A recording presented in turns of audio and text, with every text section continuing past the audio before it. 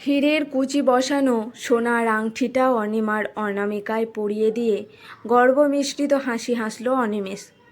ফুলশয্যার রাতে পারেনি বটে, কিন্তু প্রথম অ্যানিভার্সারিতে এটা কিনতেই হতো। স্বাদ আমার একটিমাত্র বউয়ের ছোট্ট স্বাদ বলে কথা। তোমার মনে ছিল? আমি তো ভাবতেই পারিনি। আঙুল ঘুরিয়ে ঘুরিয়ে আংটিটা দেখতে থাকে অনিমা।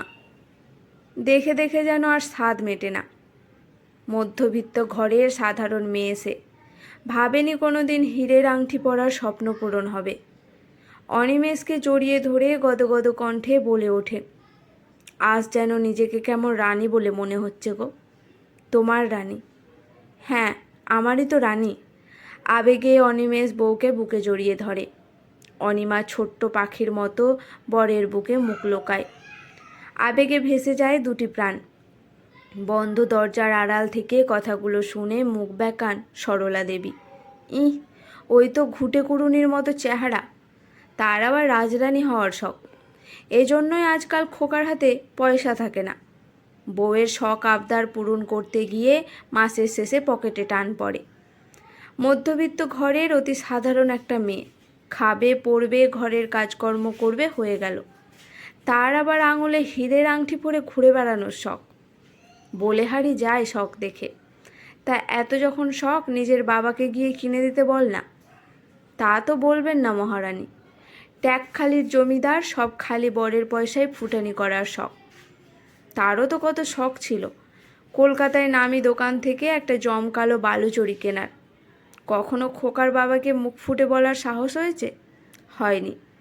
সংসারের বিরাট হামুক থেকে বাঁচিয়ে ফি বছরে যদি একটা সিল্কের শাড়ি জুটত, তাহলেই নিজেকে ধন্য বলে মনে হতো। আর তার ছেলের বউ বরের রক্ত জল করা উপার্জনের টাকায় আঙুলে হীরের আংটি পরে ঘুরে বেড়াবেন। আদিক্ষে তার কাকে বলে? ধূপ ধূপ করে পা ফেলে ঘরে আসেন সরলা। গিন্নির মেজাজ দেখে সুবীরবাবু বুঝতে পারেন আজ আবার কিছু একটা গণ্ডগোল পাকিয়েছে। নির্ঘাত এবার ঝড়টা তার উপরে আসতে চলেছে। আর এলোও তাই। দরজা বন্ধ করে চাপা গলায় সরলা বলে উঠলেন, সোনা বাঁধানো কপাল তাই আমার মতো বউ পেয়েছিলে। অন্য মেয়ে হলে কবে এ সংসারে মুখে নুড়ো জেলে দিয়ে চলে যেত। এখনো সময় আছে। খোকাকে দেখে কিছু শেখো, বুঝলে? কিছু না বুঝে সুবীরবাবু বলে ওঠেন, যখন তখন ইচ্ছে হলে আক্রমণ সানিও না তো। সিরিয়াল দেখছো আর যত কুটকাচালি শিখছো। মানছি তুমি একসময় সংসারের জন্য অনেক স্যাক্রিফাইস করেছো, তা বলে সবসময় এভাবে খোটা দেবে? আর এই বয়সে পৌঁছে আবার খোকাকে দেখে শেখার কি আছে? ছেলে বউ মিলেমিশে রয়েছে, সুন্দর করে সংসার করছে, সাজাচ্ছে গোছাচ্ছে।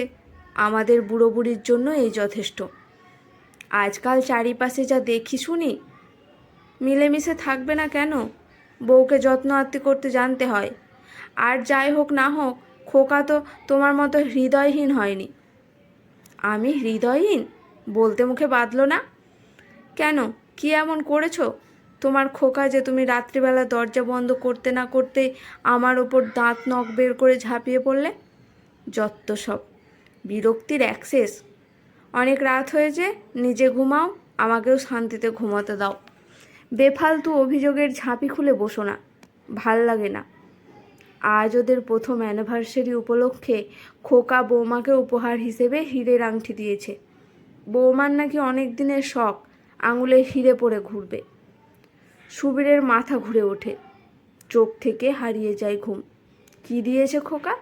হীরের আংটি? সে তো অনেক দাম। এত টাকা খোকা পেল কোত্থেকে? এইভাবে অযৌক্তিক খরচ করলে সংসার চলবে কিভাবে? দেখতে দেখতে সদস্য বাড়বে, সঙ্গে বাড়বে খরচাও। তখন তো নুন আনতে পান্তা ফুরোনোর দশা হবে। শেষে কি তার শেষ সম্বল পেনশনের টাকায় হাত পড়বে? উঠে বসে জিজ্ঞাসা করেন, তুমি কি করে জানলে সরলা? বৌমা বুঝি তোমায় দেখালো? তোমার বৌমা আমায় দেখাবে? তাহলেই হয়েছে। আমার মতো সরল মেয়ে পেয়েছো বুঝি। নামেও সরলা, কাজেও সরল। বৌমারা সব আজকালকার মেয়ে, ঘোরেলের অ্যাক্সেস। কাল জিজ্ঞেস করলে ঠিক কিছু একটা বলে ম্যানেজ করে দেবে। আমি তো জানি বাবু ফিরে এসেই দরজা দিয়েছে মানে ঠিক কিছু একটা ব্যাপার আছে। আমি তককে তককে ছিলুম, কান পেতে শুনে নিয়েছি। কাল খোকাকে বলতে হবে এভাবে যেন শখের পিছনে যথেচ্ছ পয়সা না ওড়ায়। টাকা ধরে রাখতে জানতে হয়। সময় পাল্টাচ্ছে, এরপর সংসার বাড়বে, তখন চালাবে কী করে? শখ শৌখিনতার পিছনে এভাবে খরচ করলে সব পয়সা দুদিনেই শেষ হয়ে যাবে। কামালেই বুঝি নষ্ট করতে হবে? শোনো, তুমিও বৌমাকে ব্যাপারটা ভালো করে বুঝিয়ে দিও, যেন বেশি বাড়াবাড়ি না করে। নিজে তো আর চাকরি করে না, বুঝবে কি করে কত ধানে কত চাল। আর যেন নিজের শখ মেটানোর জন্য খোকার ওপর চাপ না দেয়। সে নিয়ে তুমি একদম চিন্তা করো না। উত্তেজনায় খাটের ওপর উঠে বসেন সরলা দেবী। কালই আমি ভালো করে বুঝিয়ে দেব কত ধানে কত চাল। 1 বছর সংসার করতে না করতে নিজেকে মহারানী ভাবতে আরম্ভ করেছেন, আর কি। পরের দিন সকালে রান্নাঘরে ঢুকে আলগা চালে বৌমার দিকে প্রশ্ন ছুড়ে দিলেন সরলা। আংটিটা নতুন বলে মনে হচ্ছে, কিনলে বুঝি? কবে কিনলে? মন বুঝতে অক্ষম অনিমা হাসি মুখে জবাব দেয়, না মা, আপনার ছেলে দিয়েছে। কাল আমাদের বিবাহবার্ষিকী ছিল তো, সেই উপলক্ষে। কি সুন্দর না? ঘুরিয়ে ফিরিয়ে আংটিটা দেখতে থাকে অনিমা। কিছু মনে করো না বৌমা, নিজের হীরের আংটি পরার শখটা না হয় খোকার ওপর নাই চাপালে। মুখটা বেজার করে সরলা দেবী বলে ওঠেন, এমনিতেই তো অনুষ্ঠান করে সারা জীবনের জন্য তোমার ভাত কাপড়ের দায়িত্ব নিতে হয়েছে খোকাকে। তার উপর যদি নিজের শখ শৌখিনতার দায় বেচারা ছেলেটার ঘাড়ে চাপিয়ে দাও, তবে আমার ছেলেটা গিয়ে দাঁড়ায় কোথায়? তার চেয়ে বরং নিজের শখে খানিক লাগাম দিতে শেখো। জানো তো, সংসার সুখের হয় রমণের গুণে।